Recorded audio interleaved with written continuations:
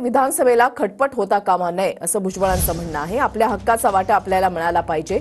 भाजपचा विधानसभेला 80 ते 90 जागा देण्याचा शब्द आहे असं भुजबळांनी म्हटलंय। तर भाजप मोठा पक्ष असल्यामुळे आम्हाला जास्त जागा मिळणार असं फडणवीसांचं म्हणणं आहे। आमच्या सोबतच्या पक्षांचा पूर्ण सन्मान राखला जाईल असं सुद्धा फडणवीसांनी म्हटलंय।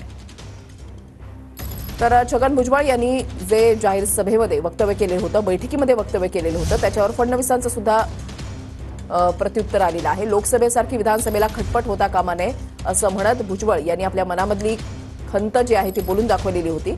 मात्र यावेळेला उत्तर देताना फडणवीसांनी असं म्हटलेलं आहे की भाजप हा मोठा पक्ष आहे आणि मित्र पक्षांचा सुद्धा सन्मान राखला जाईल। योग्य तो वाटा जो आहे महायुतीमध्ये जे आहे आपल्याला मिळाला पाहिजे। आपण आलो त्यावेळेला पण आपल्याला त्यांनी सांगितलं 80-90 आपल्याला जागा मिळतील। यावेळेला जी काही खटपट झाली ती खटपट पाहता पुढेही खटपट होता कामा नये। आम्हाला एवढ्या जागा मिळाल्या पाहिजेत हे त्यांना आपल्याला सांगावं लागेल। तेवढ्या मिळाल्या तर 50-60 निवडून येणार हो। आणि फक्त आता तुमच्या 50च आहे मग 50च घेत त्याच्या काही गळायला म्हणजे आणखी खाली यायचं आपलं काम। तर तसं होताच कामा नये।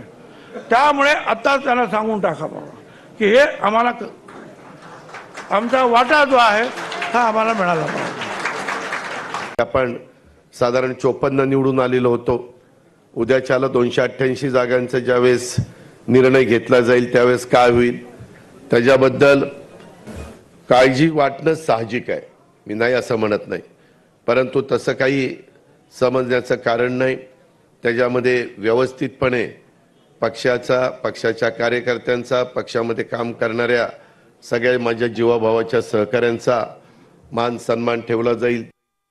विधानसभेमध्ये कोणी किती जागा लढायच्या या संदर्भात तिन्ही पक्षाचे नेते एकत्रित बसतील, योग्य फॉर्म्युला ठरवतील आणि त्यानुसार तिन्ही पक्षांना जागा मिळतील।